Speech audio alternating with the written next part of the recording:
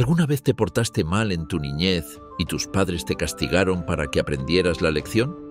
Por lo general, las personas tenemos asumido que cuando cometemos una falta, una ofensa o un delito, recibiremos un castigo acorde. Ya sea a través de nuestros padres, maestros o la ley, la sociedad nos enseña a portarnos bien a base de infundirnos temor a las consecuencias que podemos padecer por culpa de nuestros actos. Sin embargo, en la Edad Media, sí sabían cómo motivar a las personas a comportarse de manera adecuada. Olvídate de la chancla de mamá o de estar un mes sin salir de casa a divertirte con tus amigos. En el medioevo europeo, los castigos eran tan ejemplarizantes que eran concebidos no solo para que el condenado pagase por sus actos, sino para que otros no se vieran motivados a imitarlos. Y es que cuando una persona osaba desafiar los poderes establecidos, recibía una condena que intentaría quebrar su cuerpo y su espíritu. Violentos, crueles y sádicos son solo algunos de los muchos y terribles adjetivos que se pueden usar para describir algunas de estas prácticas que fueron llevadas a cabo por nobles, reyes y hasta la Iglesia. Así que, si no tienes el estómago débil, te invito a que te quedes hasta el final de este top 10 peores castigos en la Edad Media. Imagina por un momento que cualquiera puede venir a donde estás y ofenderte, humillarte e incluso atacarte. Este era el concepto detrás de la picota o el cepo, un instrumento medieval cuyo objetivo era exponer al reo al escarnio público. O sea, algo así como las redes sociales actualmente. La picota era una columna de piedra o madera que se colocaba en lugares visibles como plazas o cruces en los caminos. Servía para atar a ellas a los condenados de delitos considerados menores como adulterio, estafa o fraude, pequeños robos, desobediencia a la autoridad o cualquier otro comportamiento que la Iglesia y la ley consideraran como inmorales. Por ejemplo, a Heath Ledger lo condenaron a la picota en Corazón de Caballero por suplantar la identidad de un noble, y al igual que se muestra en la película, una vez que el reo era inmovilizado de manos y cuello con cadenas y grilletes, las personas podían ir y presumir de su superioridad moral burlándose de él. Y es que el principal objetivo del castigo era ese, que el resto de ciudadanos humillaran cuanto fuera posible al condenado, no solo gritándole insultos, sino que también podían escupirle y hasta lanzarle objetos. Muchas veces los encargados de hacer cumplir las leyes consideraban que la sola humillación no era suficiente castigo, por lo que el reo podía recibir latigazos mientras se encontraba atado, sufrir mutilaciones de orejas o hasta ser marcados con hierros calientes. Todo esto se hacía no solo para castigar al criminal, sino para hacerle entender al resto de la población que no les convenía imitarlo. Y al parecer tenían mucho éxito, pues el uso de la picota se extendió hasta las colonias españolas en América, donde la instalación de estas columnas para castigo podría indicar que el asentamiento en el que se encontraban tenía categoría de villa o ciudad. Pero si te parece que ser humillado públicamente, escupido, golpeado y hasta mutilado es un castigo bastante suave, espera a que veas los próximos métodos. Y es que en la Edad Media, muchas veces las autoridades consideraban que la humillación pública no era castigo suficiente, sobre todo si ésta solo tenía una duración temporal. En algunas regiones del viejo continente, las autoridades políticas y religiosas utilizaron el hierro candente como método de tortura y castigo contra aquellos que cometían crímenes como herejías, traiciones o robos. Muchos verdugos se especializaron en utilizar esta técnica como un método de tortura para arrancar confesiones al realizar quemaduras sobre heridas abiertas. Pero las autoridades de la época comprendieron el valor tan grande que tenía la posibilidad de marcar a una persona, humillándola para siempre. Si el reo condenado a la picota mantenía la esperanza que su humillación cesara en cuanto fuese liberado, aquel que era marcado con hierro candente llevaría su vergüenza a donde fuese.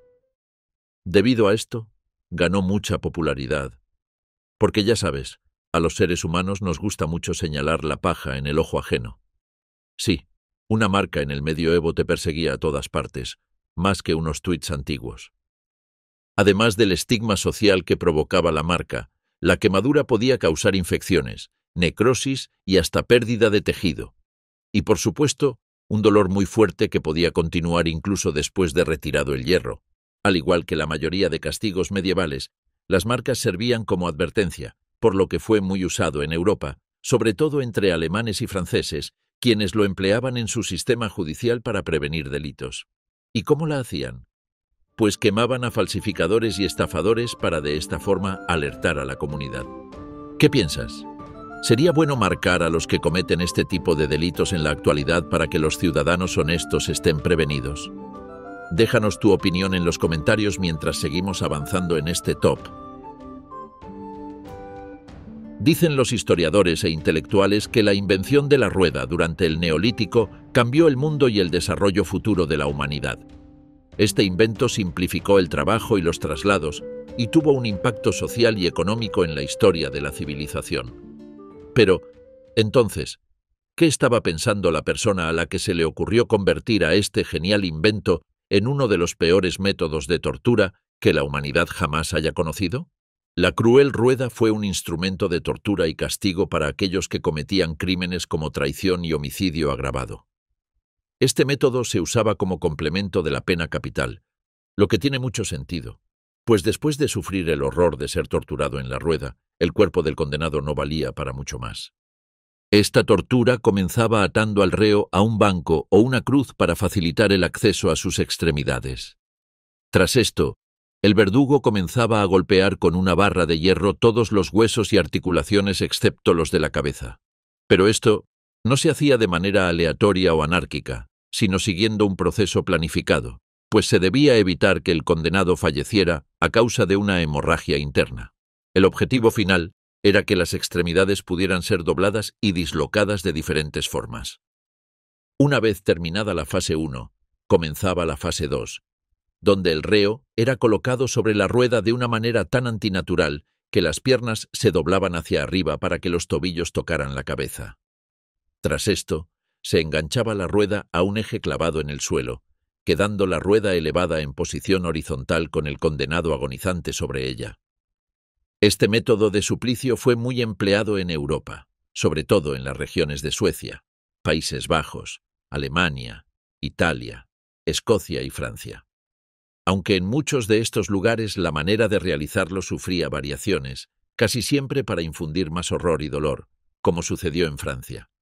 En la variante francesa, los condenados se colocaban con sus extremidades estiradas a lo largo de los radios de la rueda, sobre dos vigas de madera resistentes. Entonces el verdugo hacía girar la rueda, aplicando un martillo o una barra de hierro a la extremidad sobre el espacio entre las vigas, rompiendo los huesos. Este proceso se repetía varias veces en cada extremidad hasta que se le ordenara misericordiosamente al verdugo que diera 2 golpes de gracia en pecho y abdomen para que el reo finalmente muriera.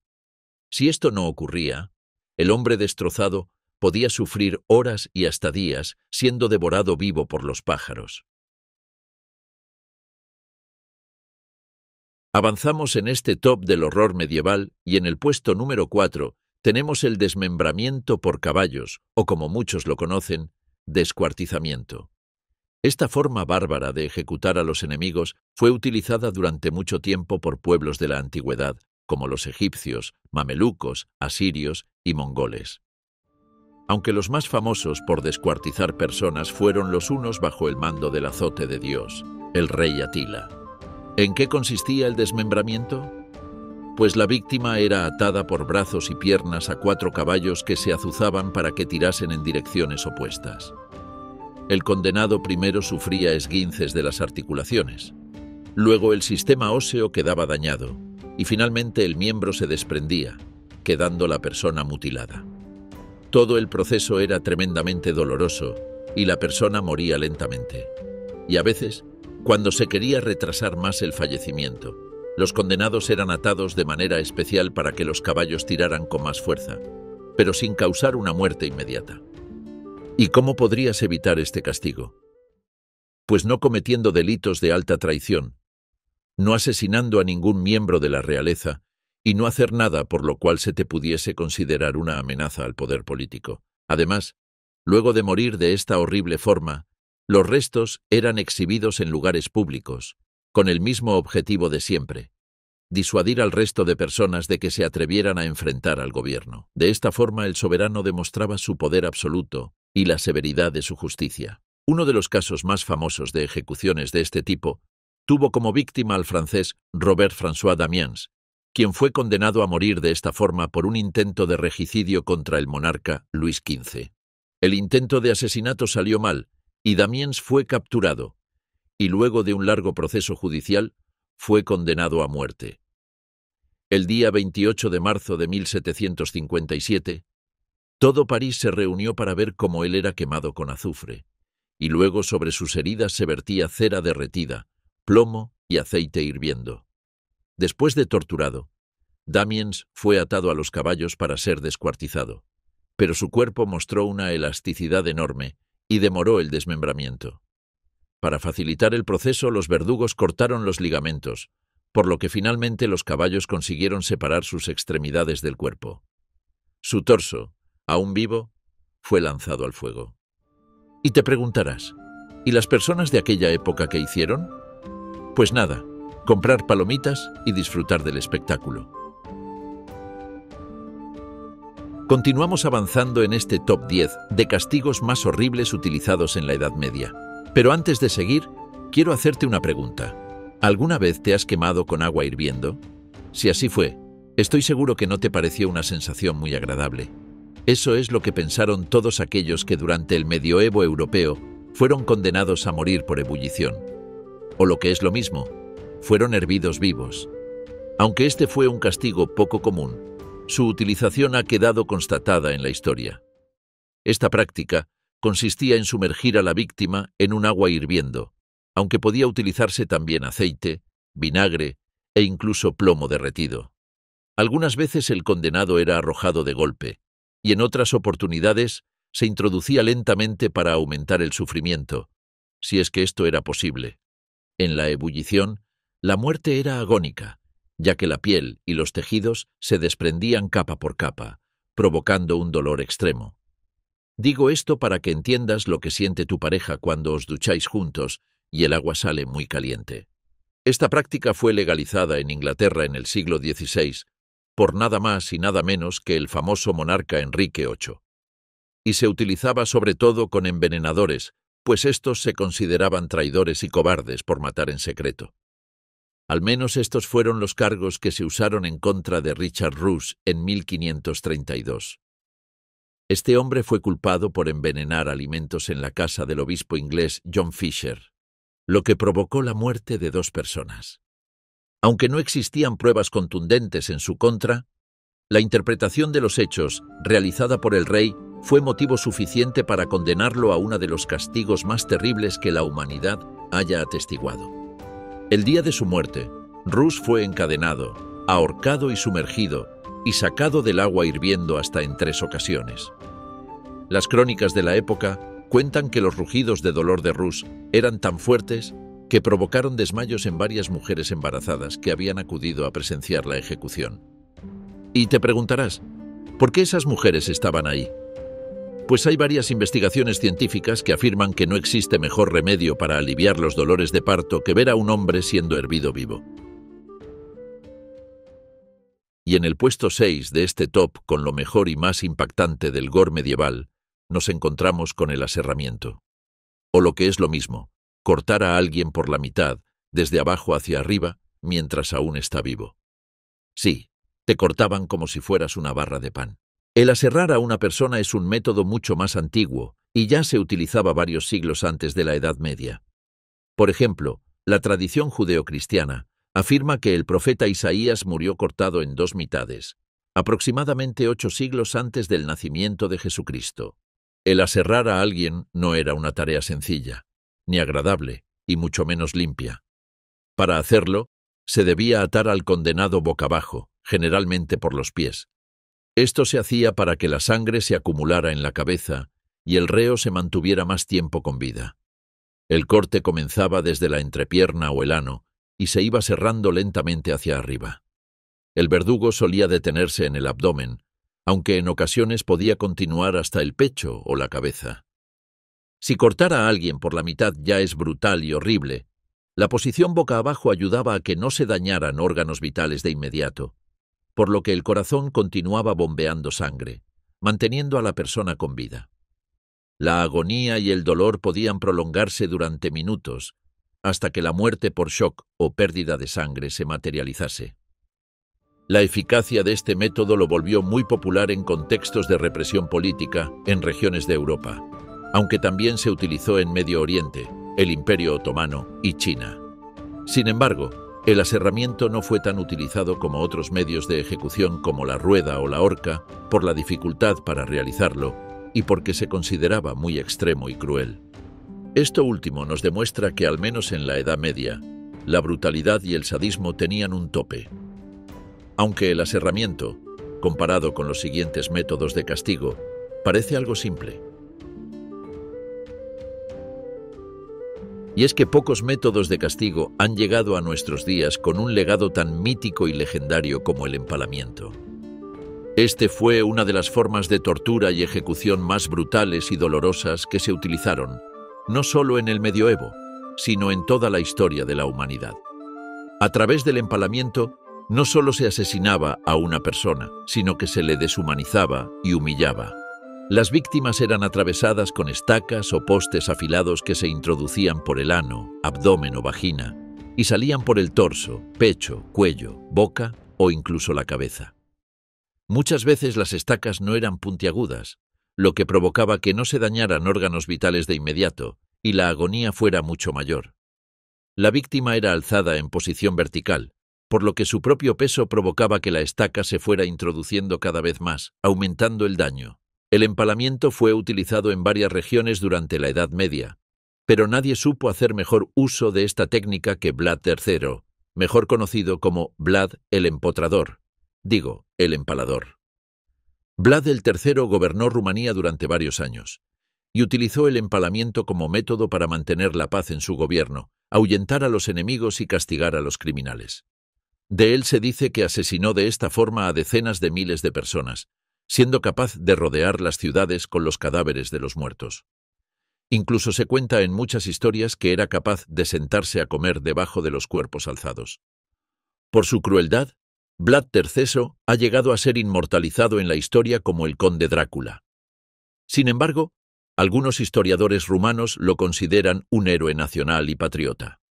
Lo cierto es que sus métodos, aunque horripilantes, provocaron en más de una ocasión la renuncia de sus enemigos a enfrentarlos. Y es que nadie, absolutamente nadie, quería que Vlad le atravesara el ya sabes qué. Llegamos al podio en este top, y la siguiente forma de castigo medieval no te pondrá la piel de gallina, sino que directamente te dejará sin piel. Y es que entre las muchas y crueles formas de tortura que se utilizaron en el medioevo para aplicar justicia, pocas resultaron tan brutales como el desollamiento de una persona viva. Despellejar un animal es una práctica muy común al momento de cocinarlos. Y al parecer, hace muchos siglos atrás, alguien dijo que si se podía despellejar un pollo o una res, también se podía despellejar un ser humano. Y es que el desollamiento es una práctica tan antigua que los historiadores han sido capaces de rastrearla hasta el Imperio Asirio, casi 1000 años antes del nacimiento de Jesucristo.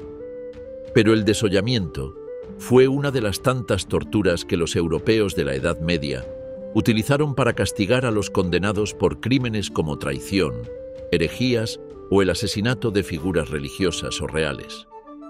Por otro lado, en China, la dinastía Ming la usó como castigo a la corrupción y para acabar con los enemigos del emperador.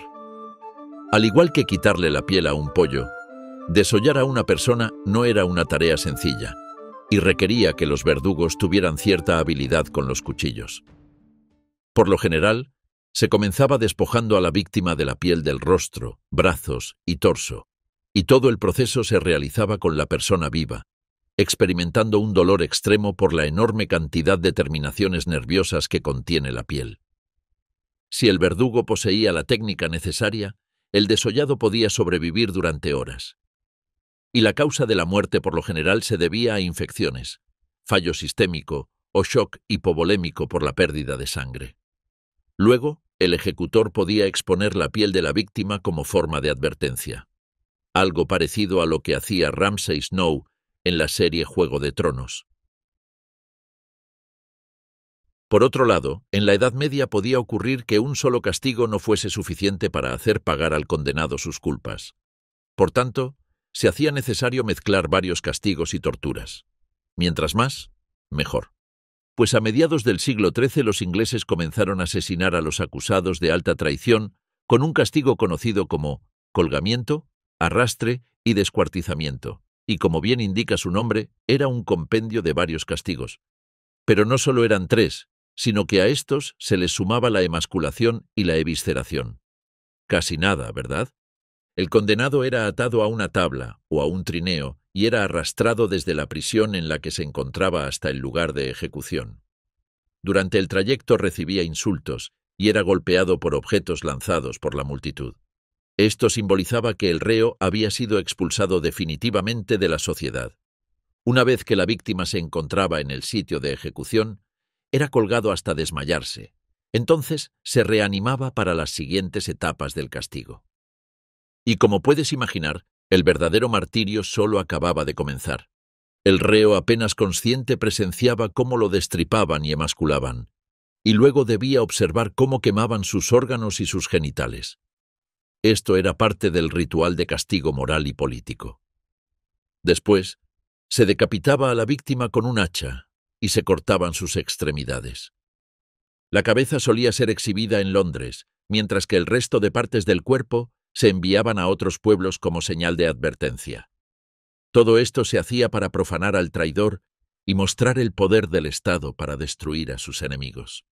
A lo largo de la historia de Inglaterra, fueron muchos los hombres condenados a este castigo, pero ninguno tan famoso como el héroe escocés William Wallace, quien cuando no luchaba contra Inglaterra, trabajaba como detective de homicidios. Y llegamos al puesto número 1, en este top del horror medieval, con un castigo que, aunque menos sangriento que los anteriores, era una tortura brutal. Desde la Edad Media hasta la Edad Moderna, muchas víctimas acusadas de crímenes o sometidas a procesos inquisitoriales fueron torturadas o castigadas con la prensa. Este castigo consistía en colocar una tabla de madera sobre el cuerpo del acusado y poco a poco ir agregando peso sobre él. Y te preguntarás, ¿dónde está lo terrible? Pues, aunque no hay sangre, ni evisceraciones, ni descuartizamientos como en otros métodos, la prensa aplastaba lentamente el pecho, los pulmones y las costillas. Esto provocaba un dolor insoportable, dificultad para respirar, fracturas óseas y colapso pulmonar. Finalmente, el acusado moría por asfixia y hemorragia. La agonía de las víctimas era enorme, y su sufrimiento podía ser breve o alargarse durante horas. Aunque lo peor de todo es que muchas personas condenadas a este castigo se enfrentaban a él para proteger a sus familias. Y es que, de acuerdo al sistema legal inglés entre los siglos XIII y XVIII, una persona podía negarse a declararse inocente o culpable de los delitos que se le acusaban. Esto era visto como obstrucción a la justicia, por lo que se le aplicaban castigos severos como la prensa para que emitiera una confesión. Si el acusado se declaraba culpable o era hallado culpable en un juicio, todas sus pertenencias podían ser expropiadas por la corona inglesa. Es por esta razón que muchos preferían sufrir el castigo y la agonía de la prensa para preservar la herencia que les correspondía a sus seres queridos. Y para finalizar, quiero exhortarlos a comportarse. No practiquen herejías, ni intenten traicionar a su rey. Sean buenos, obedezcan a sus padres y suscríbanse al canal.